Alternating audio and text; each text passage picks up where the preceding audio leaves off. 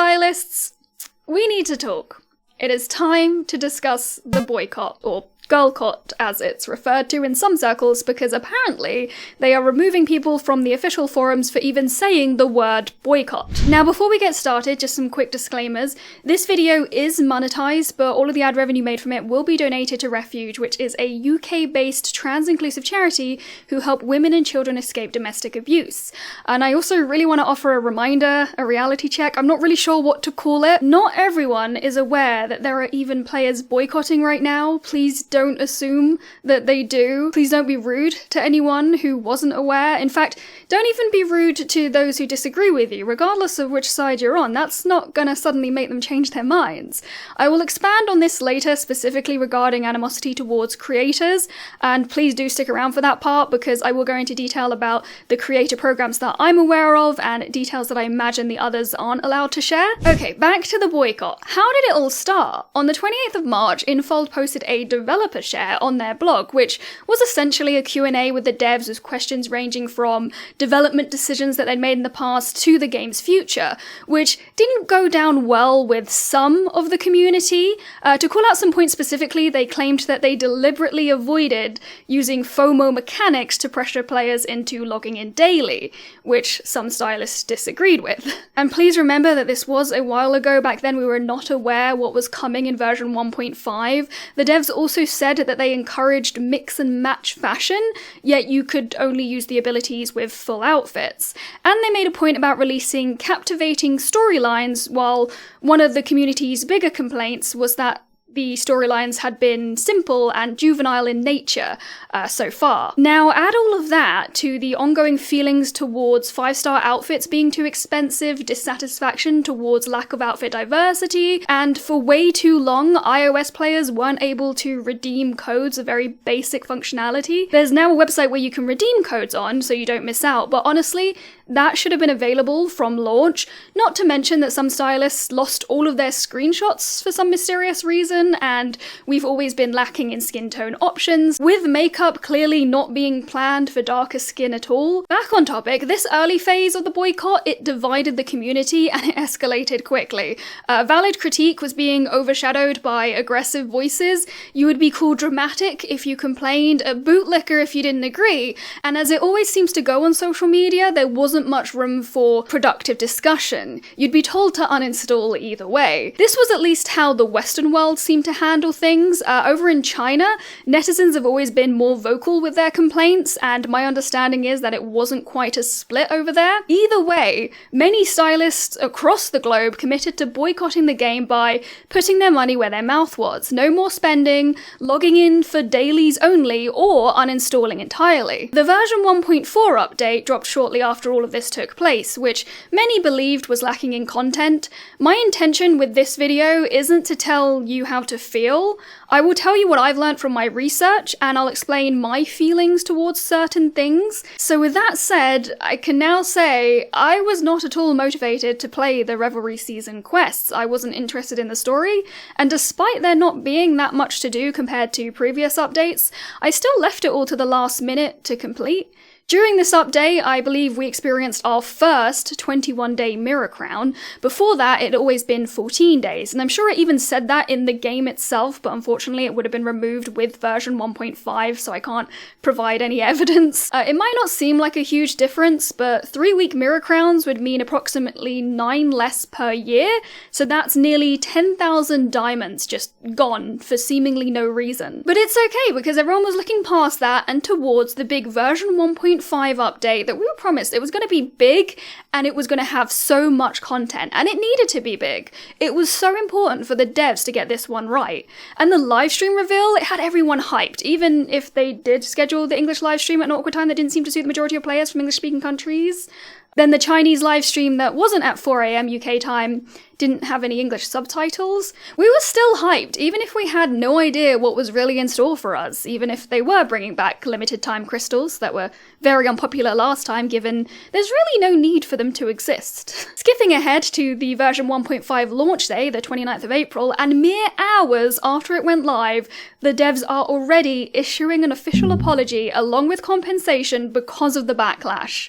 Let's start with the bugs. I play Infinity Nikki on a pretty decent PC, which means that I've probably had the least issues with the game since launch, and I know that that hasn't been the case for other platforms, mobile especially, but even I had lag, countless glitches, crashes, and weird graphical issues. I streamed early evening of that day, and they had to stop people progressing the Sea of Stars questline because it was that bad. Like, I kept trying to proceed, but it just kept telling me that it wasn't available at that time. Many PS5 players weren't able to log in at all. Co-op was a mess. The invite system didn't always work. Some players would see their friends standing static instead of moving around as they should be, and connections would just drop repeatedly. Some of the issues were resolved with quick bug fixes distributed on the day. Some would take a bit longer, and some are still outstanding. Onto the new 5-star outfits. Yes, they do look fantastic, but players noticed pretty quickly that they contained 11 pieces each instead of the usual 10, bringing the maximum pulls for one full outfit, so if you're really unlucky, to 220.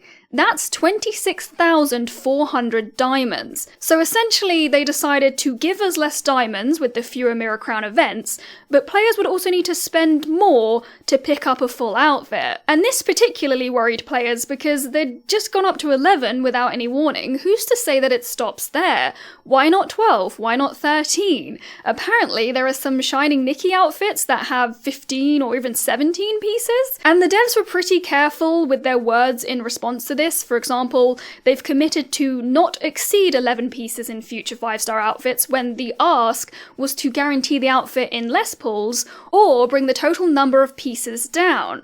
Obviously, those two options would benefit me, so I'd be happy if either of them happened, but I already thought that 5 stars were too unreasonable before any word of a boycott. Crimson Rhapsody, Dance Till Dawn, Stardust Flare, Timeless Melody, Wings of Wishes, I don't own any of those outfits in full, let alone any of the evolutions. And please do not think that I am trying to shame anyone for their choices. This is just me trying to provide some context to my personal spending habits and mindset. This is my first gacha game, as I've said many times. The first tip that I got was to accept that I won't be able to get everything unless I was willing to sink a lot of money into it. And I must be very lucky in that I don't feel much FOMO from not pulling these outfits.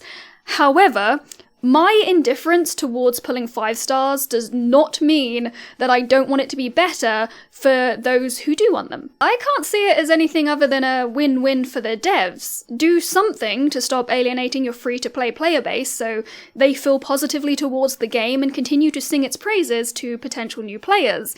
It's in their best interest to attract the most stylists they can, and it doesn't exactly hurt the big spenders either. I guess that's the reason why they rolled back their decision to switch to 21-day Mirror Crown contests. Seems like an easy win for everyone. The final thing that they addressed in their apology was the DIY workshop, a feature that a lot of stylists were really looking forward to until finding out how expensive it is to use. Remember how we were sold before that it was going to be like the Bullquet event where we swapped normal resources that you can pick up around Wishfield to dye the bull another colour? Now, instead of resources that we already have stocked from months of gameplay, it relies entirely on new resources, and not just that, you have to unlock colour palettes for every single item that you want to dye, and there's some pretty key colours that are noticeably absent. Only a few outfit pieces in the game at the moment are compatible with patterns, but if you unlock patterns, you still can't actually use them without spending more of these new currencies. Something else I feel is rather bizarre is that, and maybe it's just me, but I expected dyeing to have something to do with Stoneville, with the dye workshop, but it doesn't seem that this new feature has any connection to the lore at all, which is somewhat worrying. The apology didn't mention the Swish and Stitch soiree evening event at all, and I imagine it's because it took Stylists a few days to realise what was actually happening here. If you don't know what that soiree is, it is the daily catwalk event where you can style your Nikki and enter to perform during a specific time period that's dependent on your server, and when you perform during that time period, you can get some pretty good rewards for doing it daily, including the new currencies and some patterns, but to get them all, you would need to perform every day for at least 17 days. And here's the kicker. The time that you need to join is per server, not time zone, so some people have to enter between 1 and 3 PM, and some in the middle of the night. There is no reason that this event needs to be time-gated at all, and I genuinely hope that that gets changed as soon as possible. The bathtub set was more expensive than anyone expected, and they changed the introduction of the game again, and removed the parts with Ina the Curator. I'm yet to play the new one through myself, but that is genuinely disappointing as someone who was very excited to cover the lore of this game. Are my notes obsolete now, or will it make sense in the future?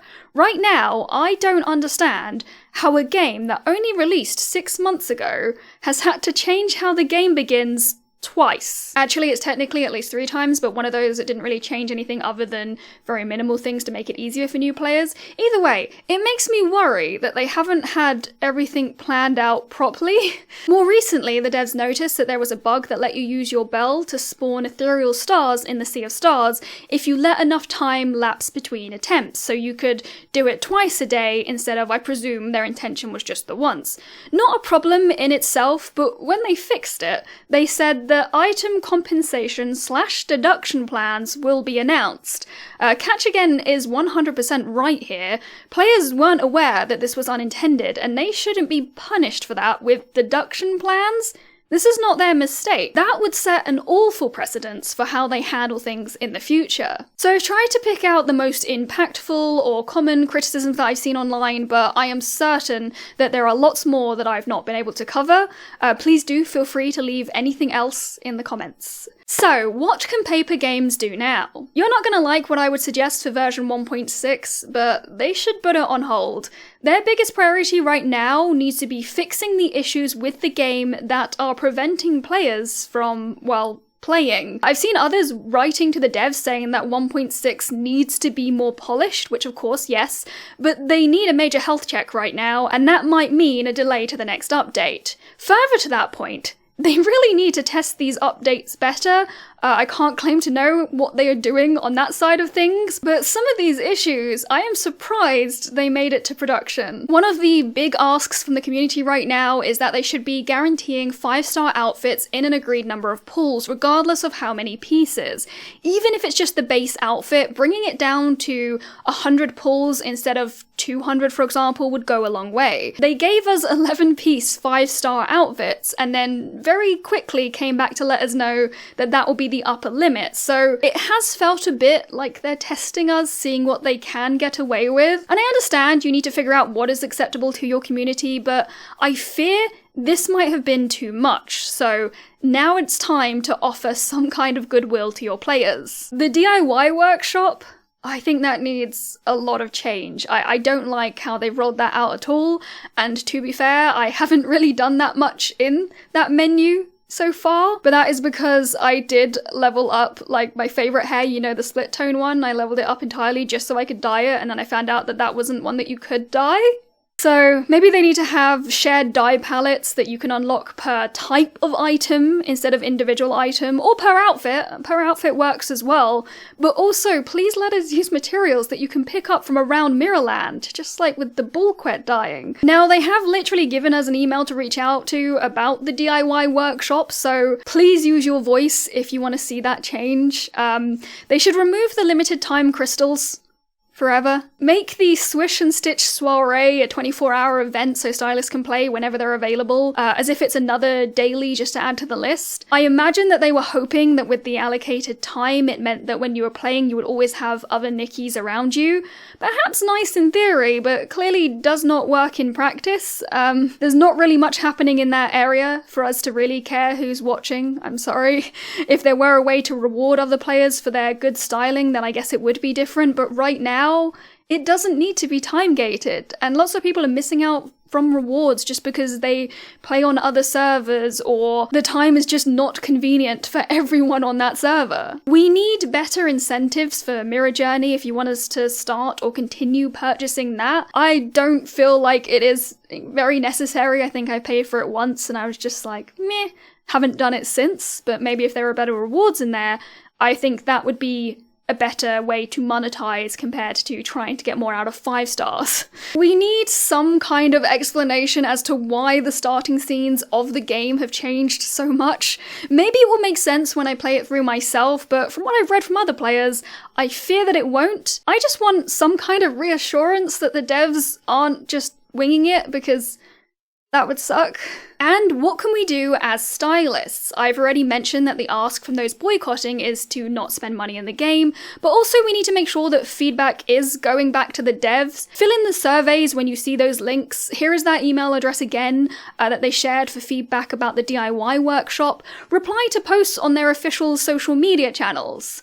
But always be respectful. Which brings me to something that I really wanted to discuss, so please let me have a few more minutes of your time. You are not helping anyone by attacking devs, creators who cover the game, or other stylists who may not agree with you. And I know it's not everyone, but it feels like they're being really loud about it. Hurling insults or undeserved aggression towards the devs is not only unproductive, they can very easily close off those communication lines.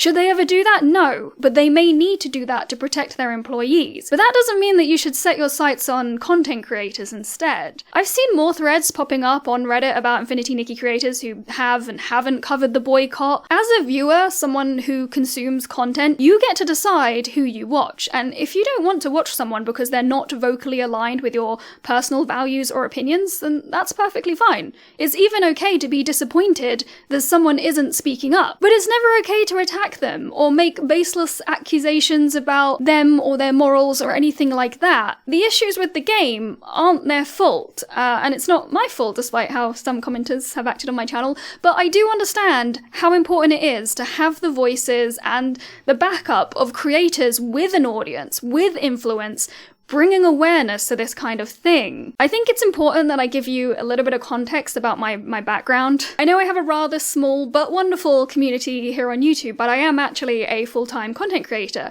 but my biggest platform is TikTok. I'm mostly known for my gaming news short-form videos. I'm also a Twitch partner, and I used to stream a lot more than I do now, but it was games like Rainbow Six Siege, Overwatch, Destiny 2, etc. I love my YouTube channel as this creative outlet where I can gush about specific games that I'm passionate about with no pressure to make any money over here. I can just have fun and do what I want. I think I've had like one brand deal, and that was only because it was rolled in with short form content as well. So I got really ill in December, and it lasted all the way until the end of January. And Infinity Nikki was my saving grace. As a self-employed person, it can be very stressful when you are out of work for so long, and you're not making money when you're ill, and I get ill very often and very hard for some reason. I loved having my cozy escape from reality, so much so that I started making content just because I like the game, which made me love it more. I felt like such a tourist, like I didn't know that content creation could be like this. I come from a world where I get endless comments daily, insults just for being a woman or implying that I must not know what I'm talking about because I'm a woman.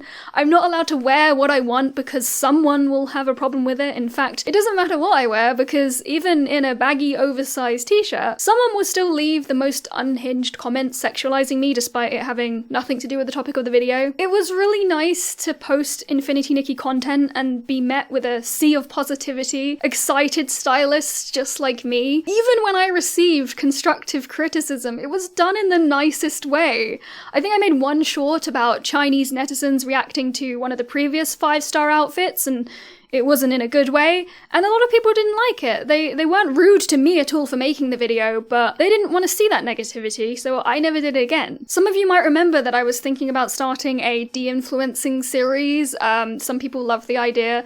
Some were worried that it would turn into negativity based on my own personal preferences, so I didn't do it. I don't want to add more negativity to the space. I am so worried about making videos like this and then getting called a hypocrite because I continue to play and make content about my cozy escape game. I want it to be the best that it can be, and I did say multiple times that I would cover the boycott, and I apologize that it has taken me so long, but I was not in the right mind space to do it the first time things kicked off, which some people weren't happy about and made that clear. Not many, I have to keep saying. It is not many, but some of the people who do say those kinds of things, they are incredibly harsh. You can't please everyone, and it did feel like and continues to do feel like a damned if you do, damned if you don't situation. Like, even the disclaimer that I made at the beginning of the video about how I'm going to donate all the ad revenue to a charity, I'm still probably going to get comments from people, or people talking behind my back just like it's with self-serving intentions, or that I'm being selfish in some way. Or I don't know, in my head, YouTube pushes videos out better when they are monetized, because YouTube is a business after all, so I don't want to remove that and then have less people see a video that I deem is quite important for people to watch.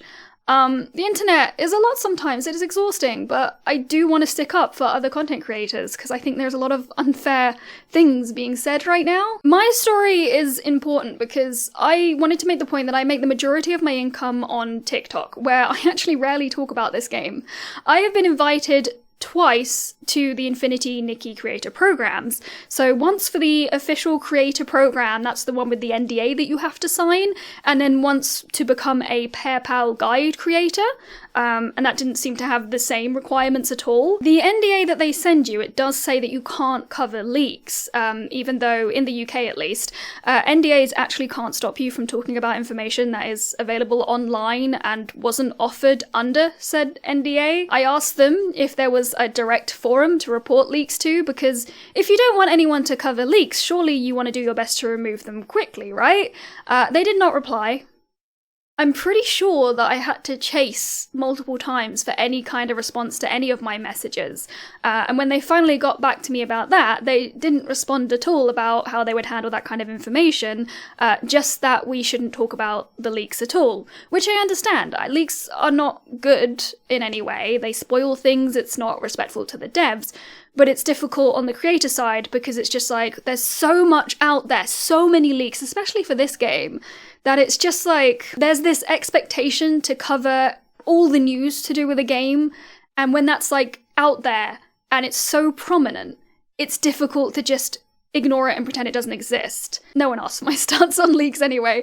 So back to the creator programs. Neither of them are paid with real money, by the way, but you can get in-game rewards based on views.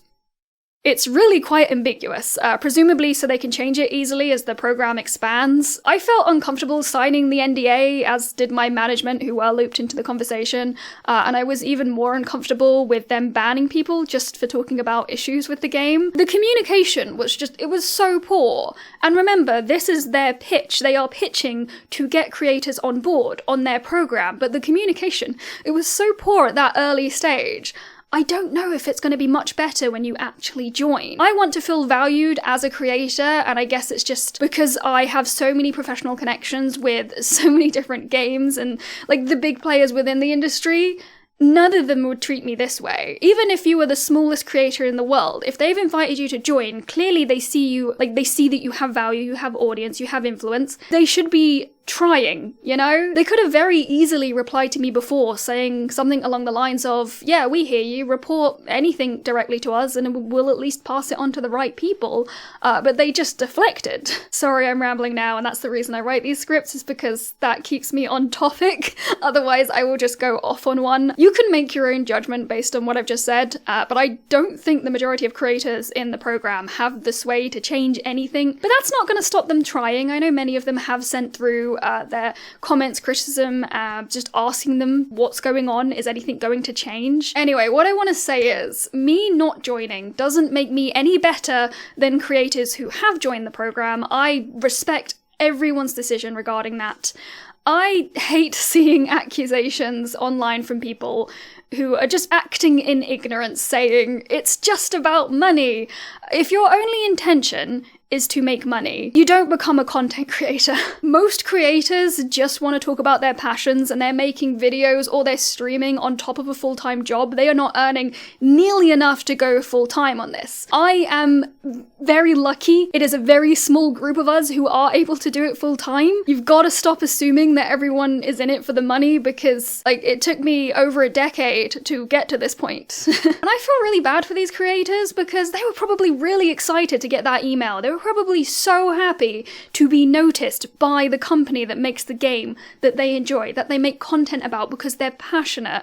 And they're already being brandished as shills for silly reasons. You don't know what's going on in their lives behind the scenes. They'll have their reasons, and you don't have to watch them. Like, it's their channel. They can run it how they want. You can also make content too if you want to be the change you want to see in the world. But not speaking about these issues doesn't automatically mean that you must be getting paid. I told you why I like to keep things light and positive before. I think the sentiment behind the boycott is mostly solid, but it's really unhelpful to see comments like this from the self-proclaimed girlcott organizer. Let's be adults. Bickering between ourselves helps no one, even if every single creator that made videos about Infinity Nikki were to talk about the boycott, it still wouldn't be enough. It still wouldn't be enough for them. Like, people will still say that you're not supporting enough because you're not doing it exactly the way they want you to. Because they're already doing that to other stylists, not even just content creators. No one is doing enough for them. Everyone has this arbitrary line of what they think everyone else should be doing, but we're not the morality police here. We have something in common. And it is a game that we all love and we want to see do better. We want to play without issues. So do what you think is right. If you're able to and you have the time, send the devs your feedback, share your feedback with other stylists to make it easier for them to share feedback with the devs as well. That is the biggest priority, in my opinion. I think that's everything that I wanted to cover. I apologize for looking over here so much. It is literally just so I can keep myself on track. I got a bit emotional writing the script as well. I just realized I didn't actually write an ending for this video. I will say, if anyone starts attacking each other in the comments, I will just remove you because I don't want that energy in my comments and I don't want you attacking people on my video. That is not okay. Like I keep saying this, I know it's not everyone. I know it is a small vocal group of people, but it is just exhausting and it's so unfair seeing such horrible things being said about people that I respect, people that I enjoy their content, people that, yeah, it's gotta stop. And that's just the creators. I can't imagine what they're sending to the devs. That's what it's saying. We gotta do it properly. We gotta be respectful. I will leave it there. I'm so sorry if I've missed anything big. Thank you for watching. And the next one will probably be a lot lighter in terms of topic. Thank you for sticking around to the end as well. I love you for that. See you in the next one.